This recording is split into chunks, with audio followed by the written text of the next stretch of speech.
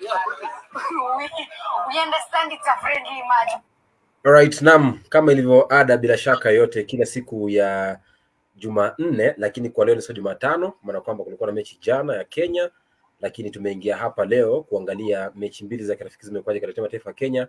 Unapozungumzia mechi ya kirafiki ya kwanza ilichezwa wiki jana siku ya Alhamisi kati ya Kenya na Qatar kule Doha, na ilisha ushindi wa 2-1 mikononi mwa timu ya taifa Harambee Stars. Lakini jana katika uga wa Kasarani jijini Nairobi nchini Kenya ilishia kichapo cha goli 1-0 kwa timu ya taifa Kenya Harambee Stars dhidi ya Bright Stars kutoka taifa la Sudan Kusini. Hapa tunakuja kuzungumzia gumzo la timu ya taifa Harambee Stars. Mimi naitwa Jason Sagini, the Sports Archbishop, na hii bila shaka yote ni Walk with Sagini Live. Asante sana kuungana nasi, bila shaka wachambuzi wangu Kasaine MacKallah pamoja pia na Kinyanjui Mark, ambao wote wanaingia hapa kuweza kuchangia na kuchanganua timu ya taifa ya Kenya kwenye mechi hizo za kirafiki zilizopitwa, ambapo ni kwamba kichapo kimoja na ushindi mara moja. Wewe uliye hapo, kama unaweza swali hizo kuniambia, you as a viewer, niambie how do you rate the national team Harambee Stars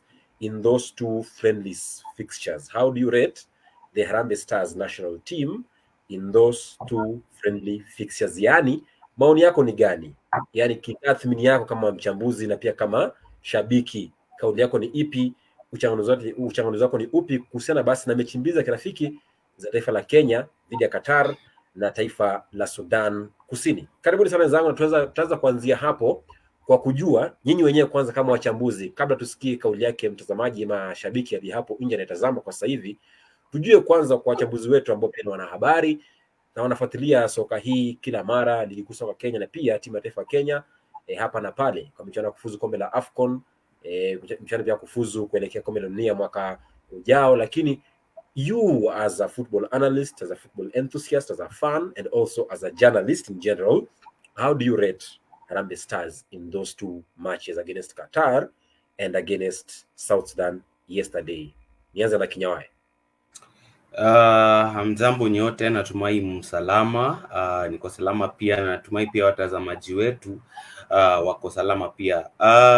To answer your questions Sagini, kwanza kabisa hata kama I'm sure sisi wote, mimi na wewe niko sure tulikuwa ugani, sijui kama Kasaine alikuwa, lakini niliingia uga around 7th or 8th minute na sikuwa nimerealize in fact that tulikuwa tumefungwa bao at that point. Tulikuwa na Timo, half time ndo tuna realize haya tulifungwa bao kwa sababu kulikuwa na shida na internet. So Blasco inatuambia Tito Okelo amefunga. Kwanza tuna assume ni venye unapatanga like KPL venye unapatanga Blasco ikileta noma zake na hiyo time bao itafungwa bado. Nilikuwa nafikiria ni kitu kama hiyo. Then half time around second half ndo na realize guy tuko 1-0 down, kumbe tuna chase game. Unaelewa? But based on mtazamo wangu, what I saw from dakika ya 8 wakati niliingia hiyo match hadi dakika ya mwisho, nil notice kwamba Kenya we had a lot of the possession, which is to be expected when we are playing at home. But ilikuwa ile design ya since South Sudan walikuwa wacheza na 2 banks of 4 na wana sit back, ilikuwa very difficult ku play through them kwa sababu ulikuwa unapata Kenneth Muguna ambaye usually was to be the prime playmaker ajaribu ku receive ball between the lines, hakuwa na jimake available, and then unapata ni ile design ya ball ilikuwa inaforcewa out wide. So ball ikikuwa forced out wide, tunajaribu sasa kutuma crossi into the box. And now the unfortunate thing about trying to cross floated crosses into the box ni kwamba South Sudan wako na height, azina watu ni wale watu warefu, so ilikuwa ngumu sana ku win balls in the air from that point of view. Alafu ilikuwa ile design yenye unapata Elvis Rupia ambaye ni center forward, game ya Qatar tulimuona alichezeshwa right left wing akati inside, but hii game ya jana alikuwa achezeshwa kama winger and he looked lost. Hata time anapata ball you could judge ku drift inside, but then akuwa isolated na akipata crossi wase hawakuji kwa sababu South Sudan were dealing with balls in the air very easily. So unapata hata badiliko ambazo tuli make, Firat aliingiza the likes of, kwanza aliingiza Clark Odur haku impress sana, akamtoa akaleta Babu, Timothy Ouma na yeye hakuwa na enough time kuchange outcome ya game, but was before that ilikuwa ametoa Masujuma ambaye hata kama tunajua ko decent kwa 1v1 situations hako consistent, na pia kuna chance ambayo nakumbuka Richard Odada alimpe yenye angecontrol tu vizuri tungekuwa through on goal. So basically taking zangu from the game was that game tulihata sana Johnston Omuro in terms of ball playing ability yake kutoka nyuma. Kumbuka ile mechi ya Qatar tukishinda bao, yeye ndo alitoa hiyo pre-assist kutoka deep, akabeba ball, akapeana ball over the top, Olunga akaihold, akaipeleka to the flank, and then willing runners ambao ni Odara na Ndondi wakaingia, then Ndondi got on the end of it. That is one way of creating for us. Manake from katikati ya uwanja hatukuwa tunaweza kucreate any other way apart from through Odada with his line breaking passes, ama Hukumu ambaye hata kama anakuanga usually very good on the ball, jana alikuwa off for some reason. I don't know whether it's that mistake he made yenye ilifanya akuwe off, ikafanya asicheze vile tunajuanga yeye ucheza vizuri, but I feel that in conclusion that the biggest thing that we need to solve heading into the October international break, manake kuna 2 more friendlies, ni kwamba tunakosa ubunifu haswa katika that number 10 position, na tunakosa wingers ambao wako very good in 1v1 situations na ku-unlock low block teams. Manake against Qatar tulicheza transition football and it worked, but against teams where we have most of the ball, tumenotice kuna changamoto hapo. So in the number 7, number 10 and number 11 positions, I think those are positions that still need trying and testing, but otherwise hiyo ndo I think ilikuwa observations zangu kwa game jana. Okay, unajua Kinyawae, jana nilipokuwa naongea na mashabiki kadhaa katika ugole wa Kasarani, nilikuwa ninaniambia kwamba they are disappointed, alafu ananiambia kwamba Harambee Stars ni ile kwamba nothing to come and watch. But mimi nikiangalia timu ile, nikiangalia ilivyotoka kabla siku ya michezo ya Qatar siku ya Alhamisi wiki jana na mechi ya jana, I saw some development or some improvement in how we play. Right now, remember in our last show when you were discussing here ahead of the Qatar game, Kwanya was asking, we want to know what is the identity of Engin Firat? What is his style of play in the national team? That was the big question that we had here in our last show. But nikiangalia mchezo wa Qatar na mchezo wa jana Kasarani, I could see some kind of style. There's something we are building and we are working on towards. So for me, I think despite losing, because after all, I'll stand with it that the best team lost yesterday. But after all, we know that football or in any sport, results matter the most. Not how you play, but the number of goals and the number of points that you get after the game. But kiujumla nikiangalia, nikitumia jicho la tatu, we have improved in a way. In that I mean, we have something to build on. We have a style of play. But Kasaine ukiangalia, am I correct or unanipinga? Shukrani sana Sagini, mwanzo imekuwa kitambo sana tangia niingie huku, na nashukuru sana, na niseme nilikuwa kwenye ile mechi. Najua kwamba nilikuona mahali ukipita tu, lakini sikutaka nikusumbue manake nilijua mambo yangeharibika. Lakini jambo la kwanza ambalo lilinishangaza sana, dakika ya kwanza nikauliza jamaa tumeketi na yeye, hii Manchester United inacheza ama ni gani? Dakika ya kwanza ushafunga. Lakini nikamwambia wacha tusubiri tuone, labda unajua wanasema kama kutangulia si kufika, lakini tukaona walifika South Sudan. Kila ambacho nitasema ni kwamba umesema ukiangalia mechi ambayo tulicheza na Qatar na ukiangalia mechi ambayo tulicheza hiyo jana, nadhani kuna ile improvement. Manake nitazungumzia kwa kusema jambo la kwanza, kuna ile composure ambayo tumeanza kupata kama Kenya. Unajua kwamba kitambo tulikuwa tunapiga tu, hatukuwa tunaonana, tulikuwa tunapiga tu ule mpira, tunapiga tu bora tumepiga na tunakwenda kufunga. Lakini ukiangalia kwa sasa, jambo la kwanza, angalia mchezaji kama Richard Odada, mchezaji ambaye ametulia, anajua kutafuta wenzake. Ukiangalia vile vile ndio Kinyanjui amemponza sana yule Masud Juma, lakini kwangu kivyangu nitasema kama nilivyomwangalia yule Masud Juma alikuwa anajaribu sana, maanake hata ile cross ambayo ilikuwa inaletwa, zile cross ndefu, alikuwa na udhibiti, alikuwa na ule udhibiti wa zile crossing. Lakini mahali ambapo tulikosea sana ni pale ambapo ndio tunajua Elvis Ruki hajazoea kucheza kwenye ile wing ile ya upande wa kulia, lakini alikuwa analeta zile crossi, lakini nakosa yule mtu ambaye anamalizia. Manake wale defenders ama wale walinzi wa South Sudan walikuwa wanajaribu wakati ambapo wanakimbia kwenda kulinda, yule Elvis Rupia anaupiga ule mpira nyuma yao, lakini ikakosa yule ambaye anaweza kumalizia kwa kuweza kushambulia. Na hapa kuna makosa na nakumbuka tukizungumza pembeni na Kinyanjui, nikimweleza kwamba jambo la kwanza ambalo Engine Firat anafaa kufanya, anamtegemea sana Michael Olunga kama mshambulizi wa pekee. Manake unasikia tu kwamba Michael Olunga, ukipata ule mpira unajaribu kutafuta Michael Olunga. Angalia alivyopoteza ile nafasi ya jana katika dakika ya 65. Makosa moja ni hilo, huwezi kumtegemea Michael Olunga peke yake. Lazima utafute kwamba kuna washambulizi wengine, unaweza kumtoa Michael Olunga ukaleta mshambuliaji mwingine. Ama unaweza hata kumweka Michael Olunga nje ukamleta mshambuliaji mwingine. Lakini Firat anamwaminia sana Michael Olunga, na vile vile mashabiki wengi wanajua tu kwamba Michael Olunga kama yuko tutashinda mechi hiyo. Lakini sidhani kama ni kweli. Michael Olunga peke yake hatoshi kubeba Harambee Stars. Na ndio maana tuliona makosa ambayo tulifanya. Engine Firat anajua nikitoa Michael Olunga nitaleta nani?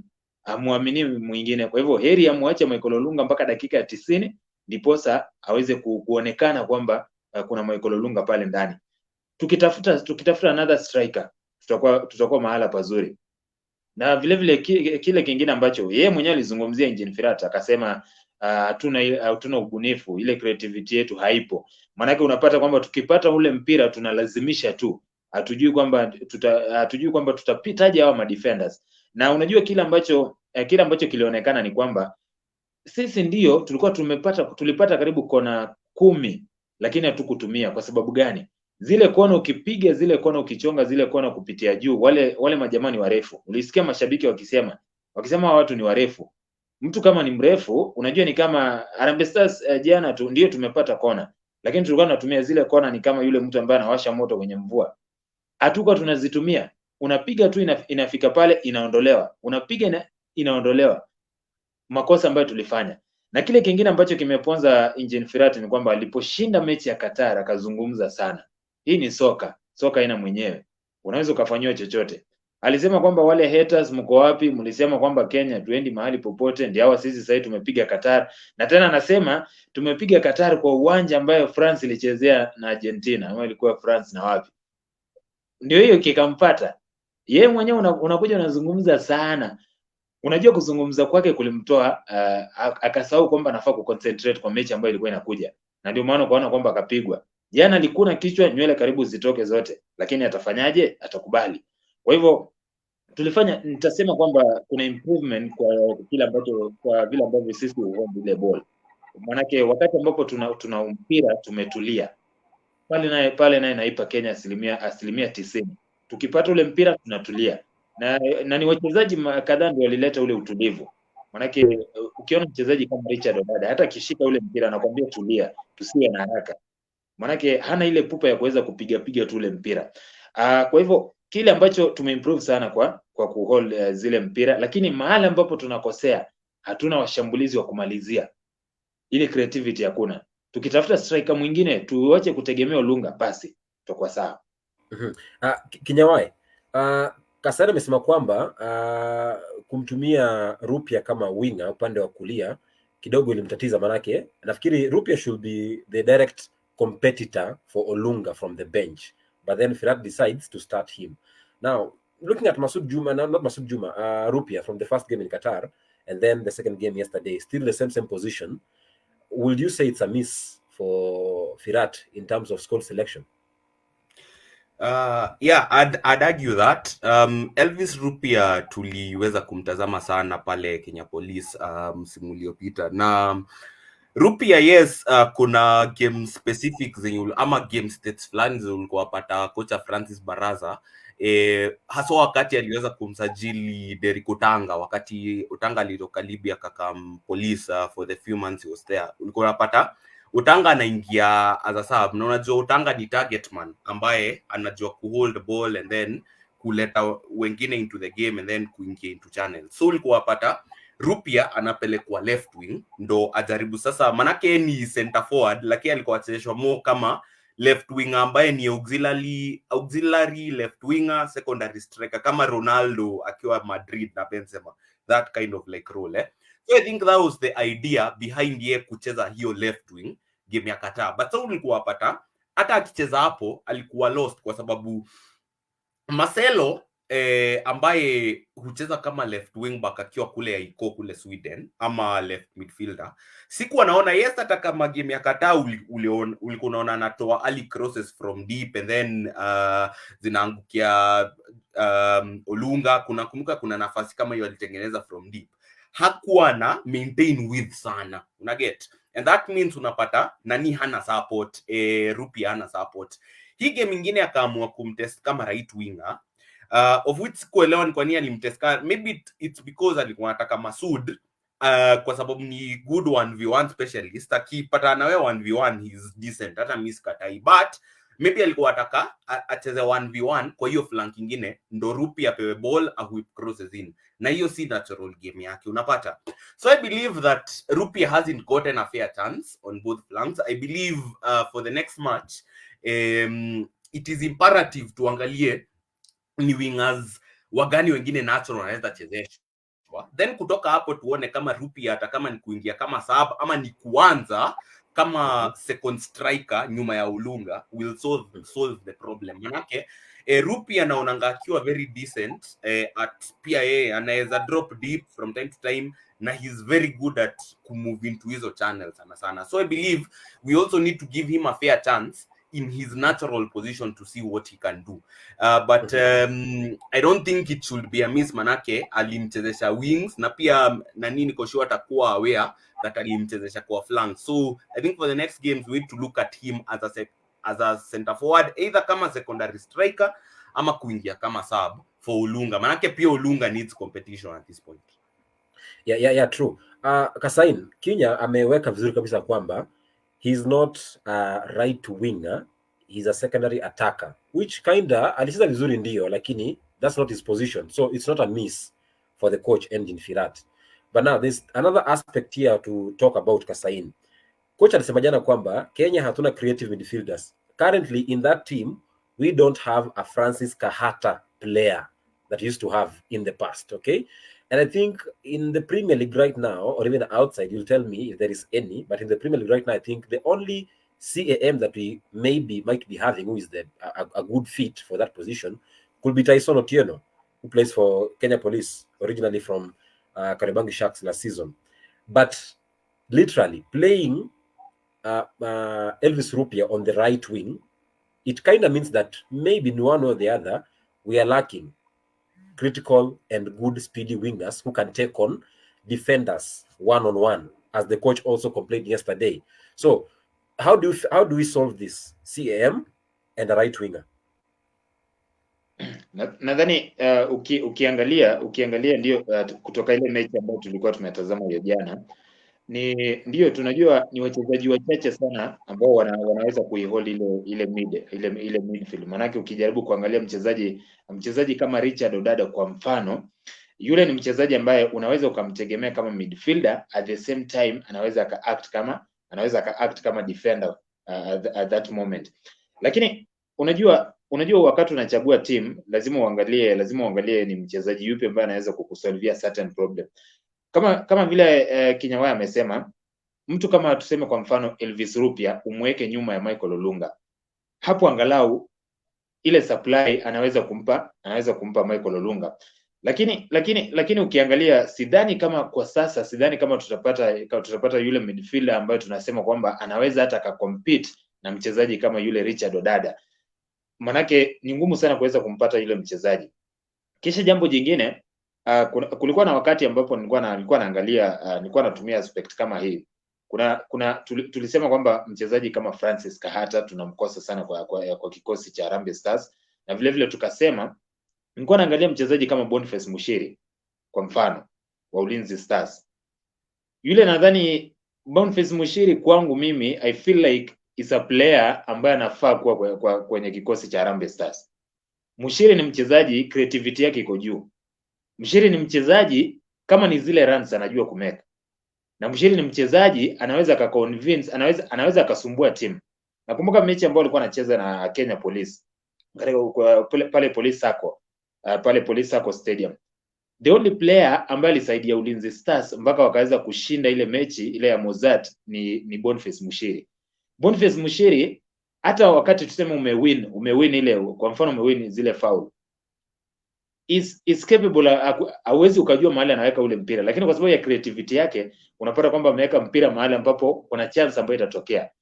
Na wachezaji kama wale ukiwaleta kwa team, wale wengine watapata nafasi na ile creativity itatokea pale. Leta mchezaji kama Boniface Mushiri, mchezaji kama kwa mfano ulete yule Tyson, mlete kwenye kikosi. Mchezaji kama tafuta wachezaji wenye wako na experience. Ukiwaleta kwa team, basi utakuwa umesolve hiyo problem. Kwa hivyo ukiintroduce mchezaji kama Boniface Mushiri, inamaanisha kwamba atakuja play roles mbili. Atakuja play role kama striker na atakuja play role kama midfielder at the same time. Wote tunajua Boniface Mushiri mchezaji mzuri sana. Unaona? Kwa hivyo tukileta mchezaji kama yule, ukimweka kwa team, basi utakuwa umesolve hiyo problem. Kinyanjui, right winger, we don't have wingers, and I think Ayub Timbe was there in the Qatar game. Aliingia lakini kidogo ana mwembo nyingi sana kupita kiasi. So I believe one of the reasons as to why Rupi is being played on the right wing is because we are lacking kind of a speedy winger.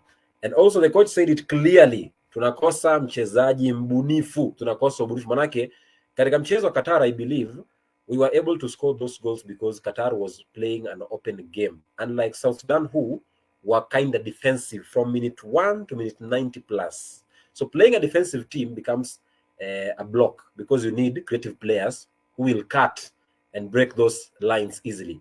Na hiyo ilikuwa shida jana katika mchezo wa Kasarani wa Kenya na South Sudan. Tofauti na mchezo wa Qatar ambapo Qatar walikuwa wanacheza mchezo ambao ni wazi wanashambulia na inakuwa ni virahisi kuweza kupiga counter na kuwafanya waweze kufanya makosa. Kwa hivyo how do we solve this thing that the coach is saying we don't have creative players? Who are these creative players? Where are they? I think that is a very good question, na hata Kasaine amesema kitu nilikuwa nataka kusema sana. I feel like hii international break ambayo inakuja inafaa tucheze against two opponents of similar stature.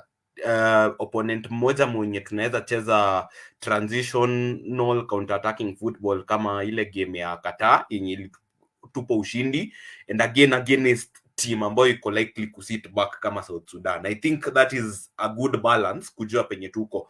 I feel for a start it's important. Nakumbuka hii international break imepita aliita Austin Odhiambo wa Gor Mahia, and Austin Odhiambo alisema normally ange travel to Qatar, but lakini hakuwa na visa, and then for the return like match hii game ya South Sudan akapata malaria, so alikuwa unwell, and we wish him a speedy recovery, and I hope atakuwa amerudi in time for the next window, hopefully having played well for Gor.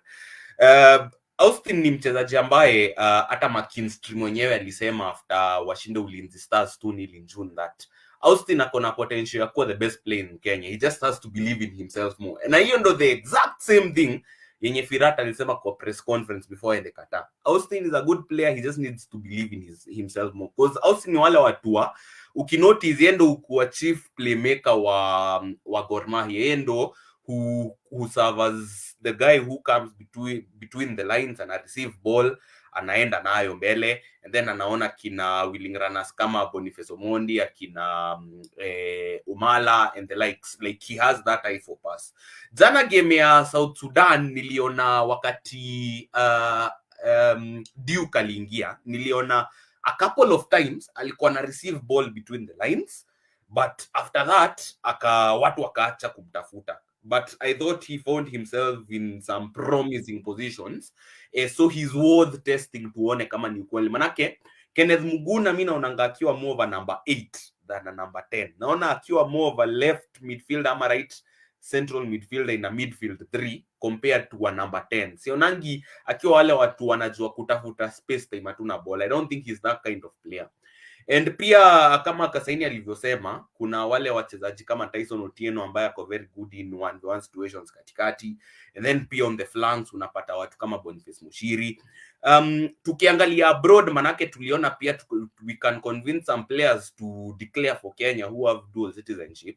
Tunaweza jaribu tuone Linton Maina hucheza week in week out for FC Cologne pale Bundesliga. Unaget, that is another one worth convincing. Manake ukiangalia otherwise, he's a decent player, but sidhani kama Germany watawaimpa nafasi ya kucheza, unaget. So he's another one worth convincing. Na at the same time pia kuna mchezaji mwingine ambaye amedeclare for Kenya lakini sasa yako na ACL injury, anaitwa Jonah Ayunga. Ayunga ni mwingine yako very good in 1v1 situation. So tungoje tuone, maybe kama atapona tumpe nafasi tuone, but even for him maybe the earliest opportunity atakuwa available in the next match, but sitakuwa surprised akiitwa. But all in all, I believe we really need to look for 1v1 specialists kwa sababu watu kwa Boniface Mushiri ni more realistic options kupata kushinda number 10. Juu ukiangalia for example, nikimalizia kama pale Senegal for example, I think it's just a thing that affects African football in general. Unapata hata pale Senegal World Cup 2022 kama unakumbuka, walikuwa nakosa mchezaji mbunifu kutoka katikati. So the only option ilikuwa wape ball Koulibaly, na juu Koulibaly ako very good at spraying passes from the back, which I believe we have as Kenya in Omuro na Okumu wako very good at that. Wana spread ball wide, wanapata wale 1v1 specialists kwa flanks, Aidi hata na Ismail Assar, alafu wanataka kudribble ndani. Maybe they missed Mane pia, manake Mane angeleta even more quality. So I believe those that is how we can solve your problem ya ubunifu. Manake ukiangalia otherwise, I think we are making strides in terms of kuwa team inatulia na team iko na promise. I think from number 1 to 6 general it's okay, but we'll get to that later. Yeah, so hizo ndo solution zangu. Okay, Kasaine, before I come to you, nataka unijibu swali la kwamba manake tumesema kwamba we have a good team and we have some identity right now and we have good players, only that some positions zinakosa watu ambao ni wa tajriba ya hali ya juu. Kwa mfano kiungo cha kati mshambuliaji na mawinga ambao wana kasi na wana uwezo wa kupita na kuwatesa mabeki wa pinzani. Lakini swali lingine, je, manake mwezi Novemba, chini ya miezi miwili hivi, tunaanza michuano ya kufuzu kombe la dunia kwenye kundi gumu, inajumuisha taifa la Burundi, Ivory Coast, Gabon, Ushelisheli na kadhalika. Ni timu ngumu, ni kundi gumu. Manake hapa nafasi ya kwanza anafuzu moja kwa moja kuelekea mwaka kombe la dunia, lakini nafasi ya pili wanaelekea kwenye hatua za mchujo ili kutafuta nafasi ya mwisho 4 za kufuzu kuelekea kombe la dunia. Kwa hivyo it's quite a tough match or quite a tough assignment when it comes to November, and that requires a team to have a squad depth. So the question is, do we currently have a good squad depth? But before that, before nijibu, wacha nisome jumbe hapa kwenye Facebook page. Namuona Idris Mwashumbe ameshaingia ndani, lakini pia namuona hapa Evans Kimida anasema Harambee Stars imeimarika japo tatizo lipo kwenye safu ya ushambulizi. Tunakosa mshambulizi mwenye kiu cha magoli. Itabidi Alan Watende Wanga rejea kikosini. Kocha Ferrat pia sina imani naye, anabahatisha sana ise. Wanga alisharitaya ise. Alafu Idris Mwashumbe anasema kwamba watching from Eldama Ravine, asante sana. Pia namuona hapa King Biegon Africa anasema kwamba siku Harambee Stars wata incorporate other tribes, waache Wajaluo na Waluya, then Kenya tutasonga. Okay, what matters most, it's results and scores.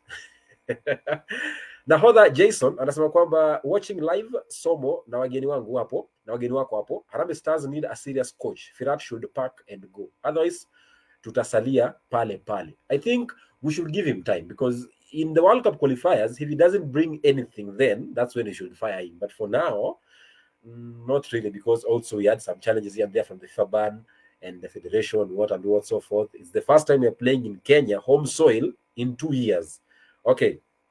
Andrew Mutungu anasema kwamba Kenya soka ya wanaume iko chini. Let's try the Ngaz Mjukilani. Basically Kenya walidharau South Sudan, hiyo wakapatikana pale padogo. Asante sana. Alafu Idris anasema kwamba we can't be losing at home, but kuna improvement kiasi. Alright. Kasaine, do we have squad depth heading into the World Cup qualifiers come November. First game ni Gabon, after hapo ni Ushelisheli, zote ugenini. Tuseme ukweli. Tunakwenda pale kuwakilisha taifa la Kenya, kisha tutarejea. Bado hatuna, kwa sababu kama tuna striker mwenye tunajua tunaweza mtoa Michael Olunga tumbete striker mwingine, bado hatuna. Kama hatuna kwamba tunajua hatuwezi tukatoa Richard Odada tumlete mwingine, bado hakuna. Kwa hivyo tunakwenda pale, tunaheshimu tu kalenda ya CAF, tukimalizana ya FIFA, tukimalizana nayo tunarudi tu nyumbani. Sidhani kama iko bado. Itachukua muda sana ndipo tuweze kufanya vizuri, maana tunahitaji wachezaji alivyosema mwenyewe Engin Firat, tunahitaji wachezaji wabunifu, tunahitaji wachezaji ambao kuna fan mmoja amesema Kenya haina washambulizi ambao wana kiu ya magoli. Ukipata mshambulizi ambaye ana kiu ya magoli, basi. Na wanashangaa sana kwa nini Michael Olunga hafungi kama anavyofunga pale Qatar. Lakini tukipata mchezaji ambaye anataka kufunga mabao, basi tutakuwa vizuri. Enzi zile za kina Were ziliisha. Kwa hivyo sidhani kama bado tuna muda mrefu, na tutajifunza mwanzo kisha tutarejea tena baadaye tukiwa tayari. Kwa hivyo sidhani kama tuna squad depth sasa hivi, bado tunabahatisha. Na Engin Firat jitayarishe, manake ataondoka tu, hii itabidi. Kinyanjui, Kasaine anasema kwamba tunapokwenda katika uga wa ugenini Gabon na Ushelisheli tunakwenda kuwakilisha taifa pekee, bali si kushindana. If I look at this group that Kenya is in the World Cup qualifiers, Group F, it entails Burundi, our neighbors, Ivory Coast, Gabon, Gambia and Seychelles. Kimtazamo wangu kama shabiki na mpenda Harambee Stars, nikiangalia kwenye kundi hili kati ya timu 5, nafikiri timu ambayo hapa haifai kutupiga nyumbani na ugenini ni Burundi na Ushelisheli. Kwa aina fulani Gambia naweza kuipa 50%, lakini Ivory Coast pia 50%, lakini kiujumla come the World Cup qualifiers tuko na squad depth. Like I said, nilikuwa nazungumza na one of my friends and colleagues, Mozart, anaitwa Murimi, na tulikuwa tunaongea sana, and alikuwa ananipe opinion yake that number 1 to number 6 iko sawa, which I really believe agree with. Manake hata Stefano Casin, kumbuka aliwahi kuwa assistant wa Wolves ndo aende South Sudan, alikuwa sema the keeper is very talented, that is Brian Omondi, which I agree with. I think after Brian hapo maybe akaweza pata injury, unaweza pata noma kidogo, manake ilikuwa worrying kuona the fact that Brian Bwire hakuitwa, so I don't know what happened. Manake Yanotieno has left his lines.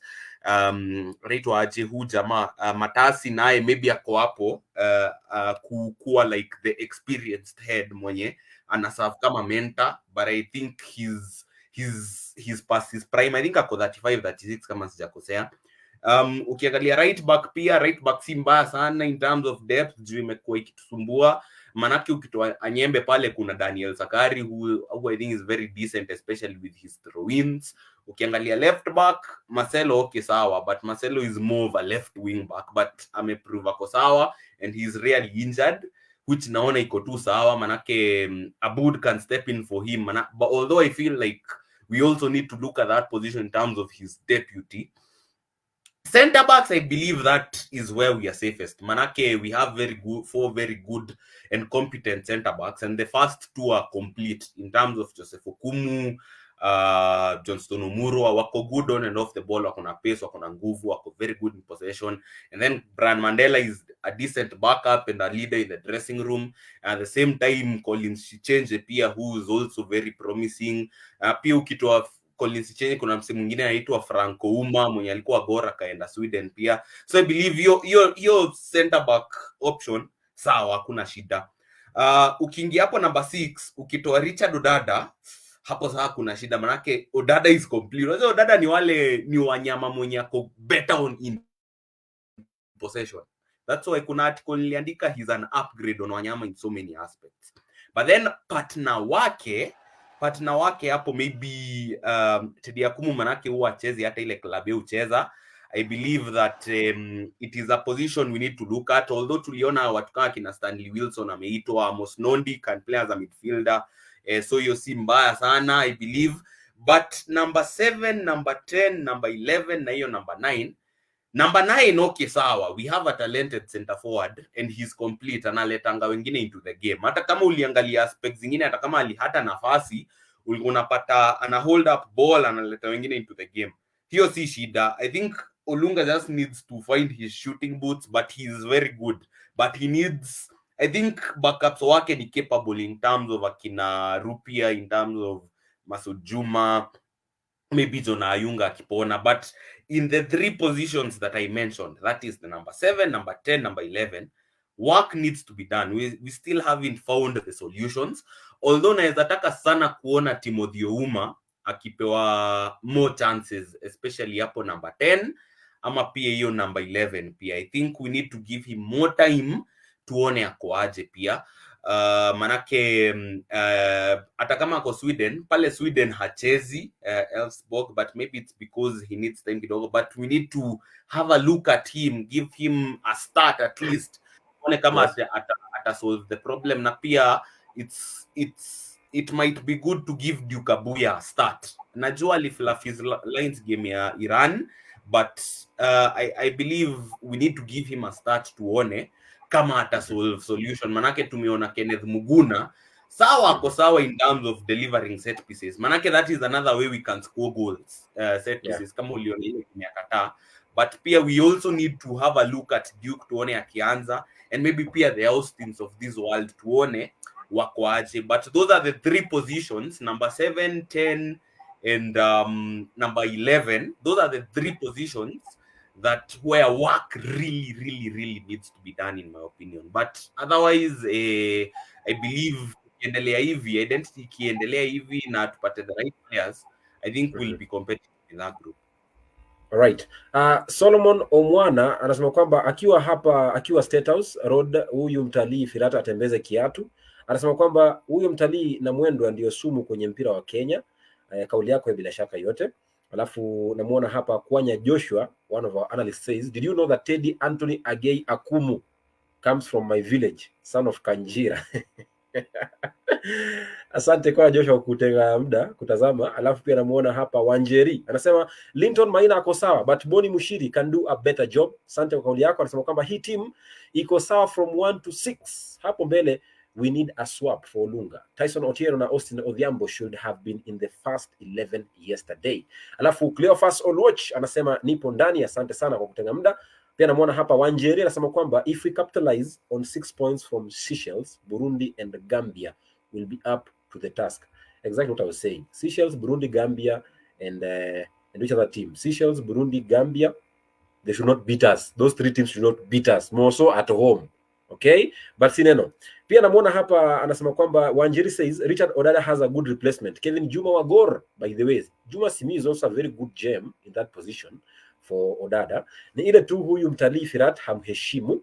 Kauli yako bila shaka yote. Lakini now I want to talk about the fans turnout and also talk about who were the outstanding players in the 2 friendlies quickly before we turn into the fans turnout topic, another subtopic to talk about. Kasaine, hebu zungumzia, who was your standout player or players in both games? Nitamchukua tu Richard Odada. Na Richard Odada alionyesha mchezo mzuri sana na ameonyesha kwamba anaweza akahold ile midfield na anaweza kutuliza kikosi chote. Manake ni mchezaji ambaye ukimpea ule mpira unajua ni mchezaji ambaye ile creativity yake iko sawa. Kama ni kuweza kumfuata yule mshambulizi, anaweza kumfuata. Jambo la pili, kitu ambacho kilisaidia sana ni kwamba alikuwa Richard Odada akipata ball anajua mahali ambapo ile ball inafaa kuenda. Na vile vile ukiangalia vile vile alikuwa anajaribu pia kushoot zile balls, kuweza kushoot kuhakikisha kwamba tunapata bao. Mchezaji mwingine ambaye alinifurahisha nadhani ni Masud Juma. Masud Juma alinifurahisha manake zile cross ambazo zilikuwa zinatolewa, bila shaka alikuwa anazipokea zile cross na alikuwa anajaribu sana.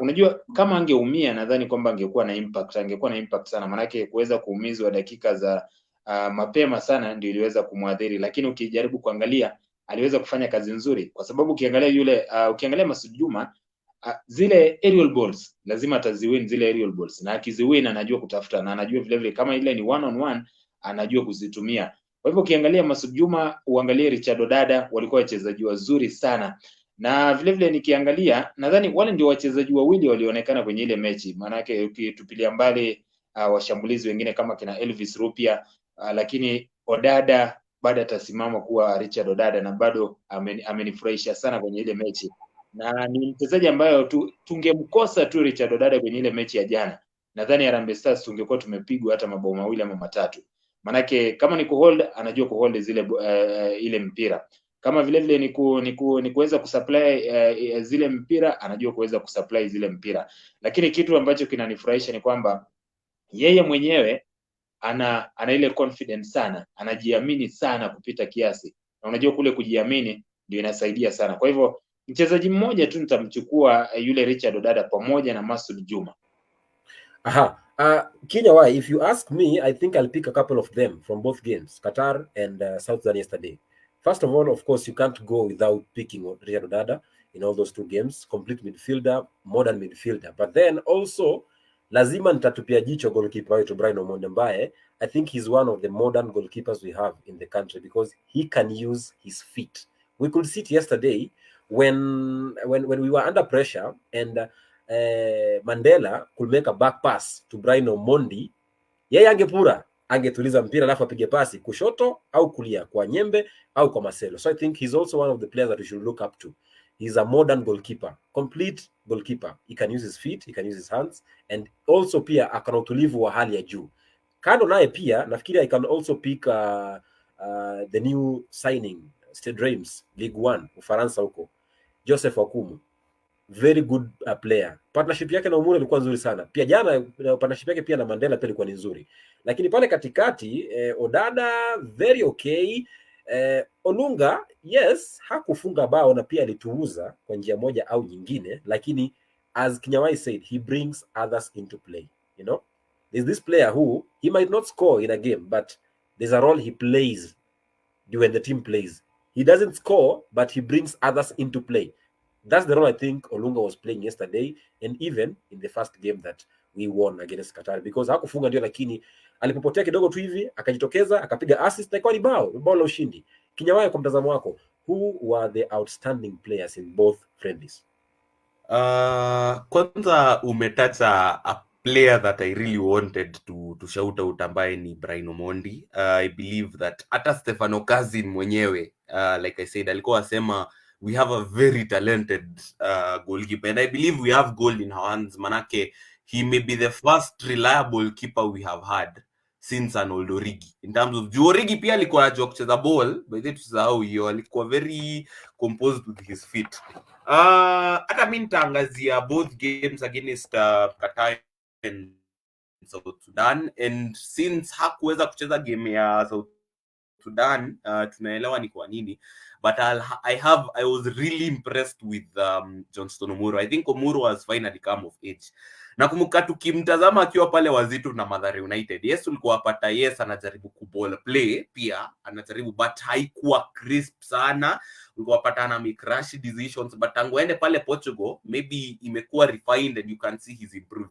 Unajua Omuru ni mtu ameanza career yake 2017 after amalize form 4 2016, and that's the same case with Okumu. I think Okumu he did very well against Qatar. Game ya South Sudan, I don't know whether it's that mistake he made, manake alipeana back pass mbaya, akafanya kazi ya Brian ikuwe ngumu sana, manake he's not usually very comfortable on the ball, but I don't know what happened. But hapo ndasema tu it's bad luck, it happens. Unajua mpira udunda saa zingine. So of course Odada tutamtaja, ametajwa sana, so sitamtaja sana. So nimesema Brian, nimesema Omuru, and I also believe another player who in my opinion impressed me sana, naweza sema Daniel Anyembe. I think Anyembe really tried, especially against Qatar. Juu tunajua right back ni position imeishi kuwa problematic in the history of Kenyan football. I think tangu kulikuwa na huu mchezaji fulani wa Tusker back in the day, hata before maybe wengine wetu tuzaliwe. I think since him atoke, hiyo position imeishi kuleta shida sana, hata the early 2000s imeishi kuleta shida sana. Anyembe is a player who manake yeye anaweza cheza anywhere across the back line. So ni wale watu wenye nilikuwa notice in possession, ana drop, ana from the back 3, anachukua ball, anaenda nayo. On occasions ulikuwa pata hata ile game ya South Sudan, he was overlapping his winger very well, anapeana those well low drill shots. I believe he's someone who will be very useful for us in the upcoming games. Nakumbuka pia huyu ni mtu alicaptain Denmark under 21s. I think alicheza European under 21 championships 2021. Na hiyo ni group ilikuwa na kina England, wakina Smith Rowe akicheza hiyo time. Unaget? So he's played against this kind of players. So I believe the fact that he played twice, this was his second start and I think his 4th cap in total. I believe kuna hope hapo at the end of the tunnel. So those are the 3 players or 4 players ukiongeza Udada that really impressed me kwa hii international break. Alright, you know me, I call Richard Odada Alex Song. Mkipenda pia Mohamed Kudus ama Yves Bissouma in my own way. I don't know you how you call him, but for me I think he's an Alex Song in one or the other. But hapa kwenye comment section namuona Cleophas anasema kwamba Cleophas Oluocha anasema kwamba Odada impressed. He should get a good support in the midfield. Asante. Wanjeri says Richie has been great. Exact blend of Casemiro and Rodri. Okay. Alafu Nelson Okumu anasema kwamba our fullback too was superb. Alafu Wanjeri adds on and says Daniel Anyembe pia was great, just as Kinyanjui has just mentioned. Hiyo right back imekuwa issue for a long time. Anasema kwamba asante Kinyanjui, I have rated Omurwa since ile game ya Egypt. Asante sana. Pia anasema kwamba James Situma was our last reliable right back. Asante kwa kauli zenu hizo kusana basi na who impressed in those 2 friendlies for our national team Harambee Stars. But now something also crucial happened in those 2 friendlies. Mechi ya ugenini Alhamisi wiki jana kule Qatar Doha. Nafikiri goli tulifungwa jana na timu Tito Okello dakika ya kwanza mchezo. Nafikiri if not the pitch, nafikiri uwanja kidogo pia ulichangia. Manake ile sakafu ya Kasarani pia nafikiri haiko smooth kama tulivyokuwa na uwanja kule Qatar. But we saw something unique happening in Qatar Doha. What do I mean? Mchezaji watatu kwa uwanja. Out of 15,000 tickets, 11k were Kenyan fans. When we won that game, tukija Kenya, wengi walisema kwamba Nairobi watu wapendi mpira, people like kwenda kwa bar Nairobi, alafu ni siku ya kazi, ni saa 10 bado hajatoka kazi, bado ni siku ya kazi bado. Kwa hiyo saa 10 watu watakuja wengi. Lakini jana tulishangaa, uwanja ulikuwa takriban nusu, uwanja ulikuwa umejaa, umefurika. Kelele ilikuwa nzuri. The ground and the field was active and the fans played their role. Only that the result didn't go their way as they expected. Now, Kasaine, this third factor, the fans, we lost yesterday. Do you think they'll come back in those numbers when we play the next game at home? Watakuja kama Rais William Ruto atatangaza tena aseme tujaze uwanja, watakuja. lakini ilinifurahisha sana ile mechi ya Qatar, manake walijitokeza tena kwa wingi. Nadhani walikuwa wanataka kuonyesha ulimwengu kwamba sisi pia tunapenda vijana wetu na sisi pia tuko Qatar, si kwamba tuko kikazi tu, lakini pia tunaweza tukawashabikia. Ule ushindi uliwapa sana matumaini, na unajua kile ambacho kiliridhisha sana ni kwamba baada ya wao kuona kwamba hapa nchini tuliona kule Qatar walijitokeza kwa wingi sana, tukaona kwamba kumbe ni vizuri pia tuende tushabikie vijana wetu wa nyumbani, na ndio maana wakaona kwamba kumbe tukishabikia wao watashinda. Ndio maana ukaona kwamba wakajitokeza. Jambo ambalo lilifanya wakajitokeza ni mambo mawili. Jambo la kwanza ni ule ushindi ambao walipata kule Qatar. Manake baada ya kupata ule ushindi kila Mkenya akataka sana kuweza kutazama sana vijana wa nyumbani, kuona huyu Richard Odada ni nani, huyu Michael Olunga ni nani, anachezaje mchezaji kama kina Anyembe, hawa ni kina nani. Kwa hivyo kila mmoja akataka sana kuweza kuenda kuangalia tu, kuweza kushabikia. Kisha jambo jingine ambalo lilifanya waweze kuingia kwenye ule uwanja ni rais mwenyewe alijitokeza akasema kwamba akawaongera mwanzo Harambee Stars kwa kuweza kupiga Qatar mabao 2-1. Kisha akasema naomba sana tujitokeze tuweze kushabikia vijana wa nyumbani, tuingie kule Kasarani, tuweze kuingia kule. Jambo jingine labda ambalo nitasema kwamba mechi kama kwa mfano ukiangalia mechi ya Gor Mahia na Tusker kwa mfano, mashabiki wachache watakuja sana pale. Kwa sababu gani? Tumezoeana na wale wachezaji. Ukiangalia mechi nyingine kwa mfano Kariobangi Sharks na Nairobi City Stars, wachache watakuja kwa sababu tumezoeana tayari na wale wachezaji wetu. Lakini ukiangalia mechi kwa mfano ya South Sudan na Kenya, ama ukiangalia mechi kama ya Misri na Kenya kwa mfano, wale mashabiki watajaa. Kwa sababu gani? Wewe unasikia Mohamed Salah anakuja Kenya, utataka kuingia kule. Kwa hivyo kile ambacho kilichangia kuweza kujaza ule uwanja ama kuweza kuja kwa wingi hiyo jana, tulicheza na South Sudan na hapo awali. Mechi ya mwisho ambayo tulicheza na South Sudan ilikuwa ni Machi nadhani mwaka 2022 kama sijakosea, wakati ambapo Kenya tulishinda 1-0.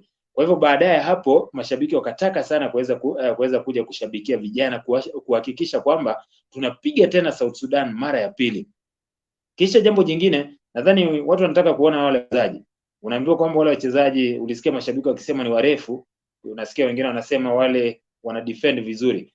Kwa hivyo inamaanisha kwamba kuna mtu anasikia watu kutoka South Sudan ni watu fulani, anataka kuja kuhakikisha yeye mwenyewe, na ndio maana uliona kwamba tickets ziliweza kuuzwa na mashabiki wengi wakaweza kuingia. Lakini kile ambacho sagini nitasema, kutoa shilingi 200 na unataka tujaze uwanja, sidhani kama inafaa.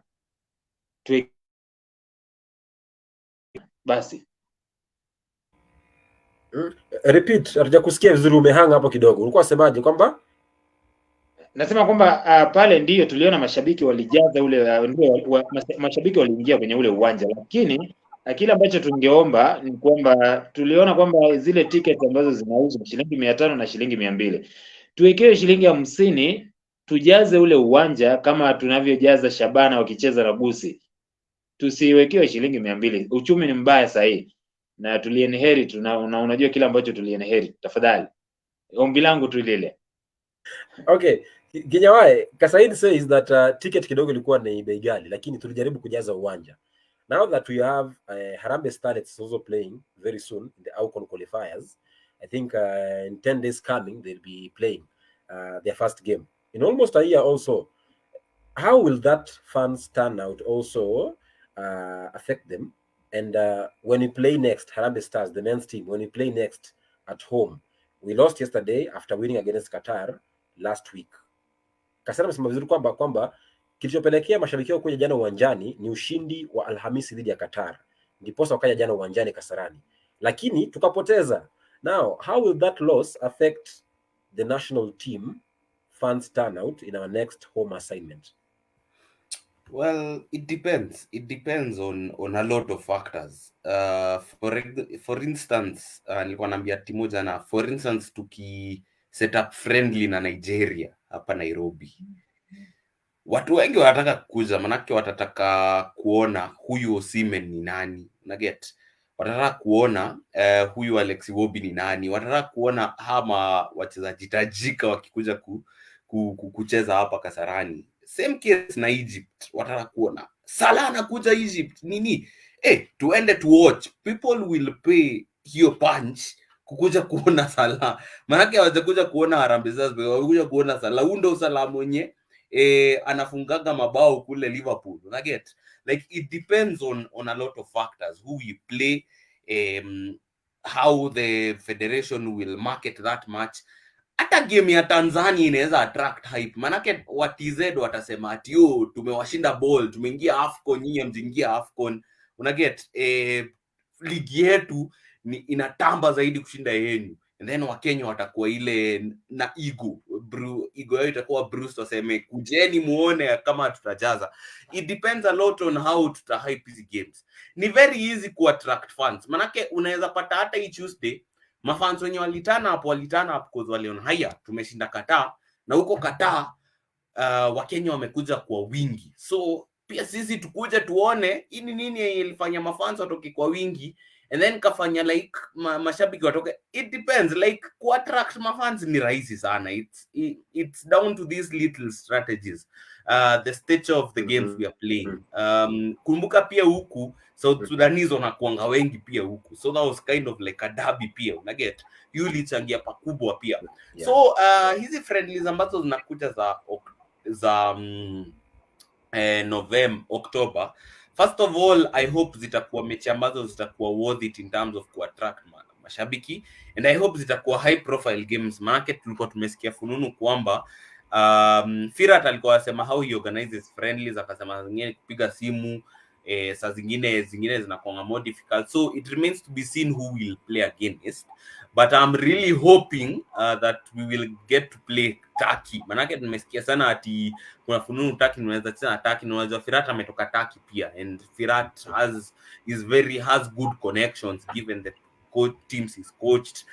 Amesafka director of football here and there, so I hope we can play against such teams, and then by default tukimanage kuwapiga itasema haya tumepiga Turkey, timu yenye iko na kina sijui wachezaji kama Kaglaso Yunku na watu kama hao, Yusuf Yasizi. Haya wata wakuje Nairobi tuone pia sisi nini ilifanya tuwapige. So it's down to those kind of things that will just attract fans into coming. Now watu wakisikia Kenya inafanya poa and we are winning, fans will come. So there is nothing really new under the sun. Nizo tu.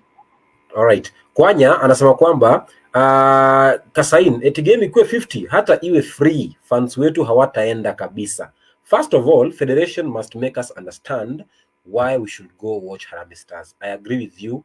FKF also has a role to play. Make us know why are we going to watch the game, and also have some good marketing ahead of the game. Jana nikiingia matatu, hata mtu matatu ajui kwamba kuna mechi Kasarani. Yaani ilibidi mwambie kwamba kuna mechi Kasarani. Kwa hivyo unaona kidogo pia kwenye swala la mauzo pia tunafeli kama shirikisho la soka nchini Kenya, FKF.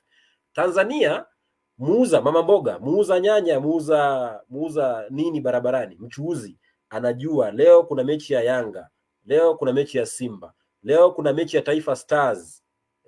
Lakini hapa Kenya bodaboda ajui kwamba kuna mechi ya Kasarani na ni timu ya taifa Kenya dhidi ya taifa la Sudan Kusini, lakini si neno. Anasema kwamba naona hapa Wanjeri says how much does it cost to print the players names on their jersey? I've seen Ethiopia do so even in friendly games. FKF should up their game. Some fans don't even know Olunga. If his jersey is printed, I think it can attract some fans who know little about Kenyan football. Hizo tickets nazo ni expe. Alafu Mutunga Edwin anasema kwamba Sagini, tukubali kwamba shirikisho linatuangusha. Inawezekanaje kwamba tunahamisha mechi kutoka Nyayo which has a better football pitch than Kasarani? Nasikia Nyayo kuna crusade. Was it necessary? Ababu should answer this. That's a question that Sports Kenya should answer. I don't know why they agreed to host a crusade at Nyayo and then push national team match to Kasarani, which has a kinda low quality surface than Nyayo, which has a kinda good quality than Kasarani. Lakini Kwanya anasema kwamba Kenya, what if some fans also say Nigeria itapiga tu Harambee Stars kama kawaida? Kenyan football fans are hard kuelewa. We need a book to talk about Kenyan football fans. Alright? Anasema kwamba lakini record ya Firat as Harambee Stars coach hakuna hope jameni. Kauli yake bila shaka. So in other words, Kasaine anasema kwamba mechi zinazokuja fans will only go there to watch the opponent's players. I'm talking about the likes of Ivory Coast players like Frankie Kesi, Wilfred Zaha, Sebastian Hala, Ibrahim Sangare, Nicola Pepe, and Sanji Auria, but not coming to watch our own Olunga, Odada, Okumu, Marcelo, Anyembe, and so forth. So in short, they'll come back just to watch the opponents. That's what you are saying, all of you, right? Okay, Mimi personally, I think it will play a huge part. Wanjeri is making some very good points ambazo zinanibamba sana. Anasema Federation juzi kwa group walikuwa wasema ati hata sahi hawana official kit sponsor, ati wana work through agent. I really feel they need to sign proper deals with kit suppliers, ndo at least from there mafans watanunua hizi jezi za Olunga, Okumu, nini wakisikia zinauzwa wataenda wanunue. Pale Qatar watu wamenunua 11,000 jerseys, and hizo ni jerseys zimesupplyiwa na hawa Kenyans in the na agents and then Kenyans in diaspora wakaenda zichukua haraka. I believe that is something that people need to really pay keen attention to. Na pia hizi friendly za October, yes, marketability is muhimu. Maybe unaweza pata part of the reason pia fans walitokea hii game is because Ruto alipeana shout out ati congratulations on sijui winning, ati come and support your team. Unajua watu ambao cause Kenya breeds, eats and sleeps politics, watu watasikia, watu wenye usupport nini hii gava watasikia Ruto amesema tuende, so tuende. Unaget like that's a possibility. It's about pia make shout outs vitu kama hizi games watu watokee, hata ligi as well.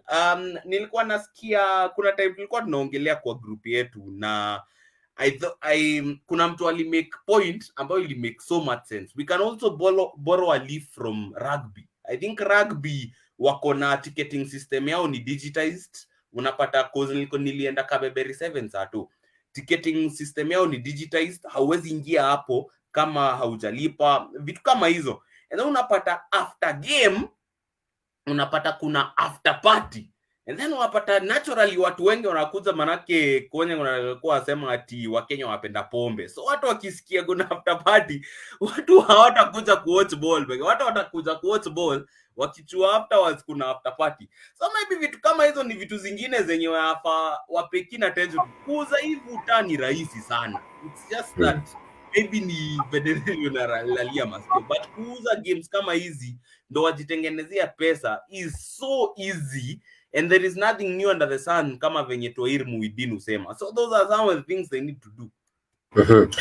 Kasaine, Harambee Starlets is playing Cameroon on 22nd of September away to Cameroon in the AWCON women's qualifiers.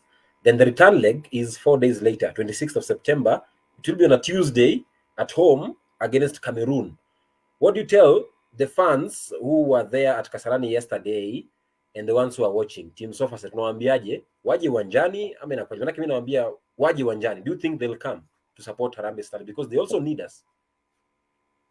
Kuna vitu mbili itafanya wajaze uwanja wa Kasarani ama uwanja wa Nyayo ama uwanja wote hapa Kenya. Vitu viwili tu wakifanya ni hivyo. Jambo la kwanza, alika Raila Amolo Odinga na William Samoei Ruto kwenye ile stadium. Itajaa mpaka nje. Sikudanganyi. Watu watawekewa screen nje. Jambo la pili, hii naye nakuambia, ambia tu Raila akuje na uambie Rais William Ruto aje. Screen itawekwa nje. Watajaa. Manake watajaa angalau, hata kama hutakuja kutazama, lakini angalau tutakuwa tumeandika ile picha tuseme tumejaza. Angalau hata wale wa Tanzania wakituona tumejaza. Na pia jambo jingine, nadhani uanzishe, kuna ile beef ambayo ilikuwa inaendelea kati ya wale wasanii wa Tanzania na wasanii wa Kenya. Nadhani tukileta pia hiyo hapa kwenye soka itakuwa imeshika vizuri sana, kama wanavyofanya mashabiki wa Bandari wakati mwingine na mashabiki wa FC Leopards ama mashabiki wa Kenya Police. Lakini kile ambacho nitawaambia mashabiki ni kwamba wale mabinti wetu wanacheza, ambayo itakuwa ni tarehe 22 pamoja na tarehe 26, wajitokeze kwa wingi kuja kushabikia wale vipusa wetu, manake wanahitaji sana kuweza kushabikia. Na najua kwamba, na kile kingine ambacho wacha niseme hivi, unajua kwamba nadhani wakati tulikuwa tunatazama kombe la dunia Sagini, na najua ile pia ulifurahia sana. Kuna yule mchezaji alifunga bao kwa upande wa kinadada, akatoa ile jezi. Na kila mmoja akataka sana kutazama hii jezi ni nambari ngapi. Najua ulifurahi sana. Na kwa hivyo unajua watajaza na najua watajaa. Kisha jambo jingine ambalo nataka kusema ni kwamba tuna matumaini kwamba huenda tukapata ushindi. Unajua kwamba Harambee Starlets imecheza mechi yake ya kirafiki leo na wakapata ushindi dhidi ya Kenya Police Bullets bao 1-0 ambalo lilifungwa na yule Cynthia Musungu. Kwa hivyo natarajia kwamba Harambee Starlets tutafanya vyema, manake wale wachezaji ambao wako kwenye kikosi cha Harambee Starlets ni wale wachezaji ambao walikuwa wametuwakilisha kwenye kikosi cha Vihiga Bullets, Vihiga Queens kule kwenye mashindano nadhani mashindano ya Sekafa. Kwa hivyo ni wachezaji ambao watakwenda kufanya vyema, na tunatarajia kwamba tutapata ushindi. Tutapiga sare ugenini, tutapata ushindi nyumbani. Aha, hapa kwenye comment section nisome tukimalizia manake kidogo muda pia haunasi. Namuona Kwanya anasema kwamba 200 bob is expensive. Enyewe bado hatupendi mpira. Anasema kwamba Odada na Akumu wakipata msee wa kupull strings hapo katikati tutaua. This is where Tyson Austin and Alpha Onyango should be coming in. Alafu anasema kwamba Sagini hii weekendi kuna game ya kule wapi? Kule nafikiri kule anasema wapi? Ni kule okay. Boring Shaban Roche Boring Shabana versus Noisemakers Police FC. I wish both teams to lose, right? Alafu Wanjeri says Starlets ni wakali but in real sense football ya wanawake ni underrated. Raila akikuja Kasa itajaa, right? Kama nilivyosema Kasaine MacKallah. Alafu Kwanya still says Kinya we are supposed to support our team lakini ndugu kocha wetu bana hiyo rekodi kidogo haileti shangwe. Wanjeri finishes by saying he wewe Kasaine wewe. Na hapo ndio nafungia kipindi cha Gumzo la Harambee Stars siku ya leo. Niseme asante kwa kujumuika nasi wachambuzi wangu Kasaine MacKallah na Kinyanjui kwa kutenga muda. Tumezungumza, imekuwa ni tamu, nimefurahia na pia natumai kwamba nanyi pia mmefurahia na pia walikuwa wanatazama pia mtandaoni pia wamefurahia na wamejifunza mawili matatu kuhusiana basi ya timu ya taifa ya Harambee Stars. Msikose kuja uwanjani tarehe 26 Septemba siku ya Jumanne. Kenya Harambee Starlets timu ya kinadada itakuwa inacheza na Cameroon katika mchezo wa raundi ya pili. Raundi ya kwanza mechi ya ugeni ya marudiano ya kufuzu kombe la mataifa ya Afrika kwa wanawake baadaye mwaka kesho. Mimi nimekuwa kwako Jason Sagini Sports Archbishop. Kama ilivyo ada niseme asante pia kwa kuwa nasi hapa mtandaoni kuanzia saa 3 hadi sasa hivi saa 4 na kipindi hiki cha Walk with Sagini live. Usikose kutazama tena siku ya Ijumaa maana yake nitakuwa naendesha kipindi kingine kipya cha Gumzo la Magwiji ambapo nakuwa na mojawapo wa washikadau wanaowania kiti cha urais cha FKF baadaye mwaka kesho. Usikose kutazama makala hayo siku ya Ijumaa kuanzia saa 3 hadi saa 4. Pia usikose kusubscribe kwenye YouTube channel ya kwetu ambayo ni Jason Sagini the Sports Archbishop. Nikutakia usiku mwema na pia weekendi isiyokuwa na bugdha, iliyokuwa na soka ya kufana. Kama siku zote wanavyosema michezo ni yetu na sporti ni sisi. Let's continue supporting Harambee Stars and Harambee Starlets. Kuwa na usiku mwema.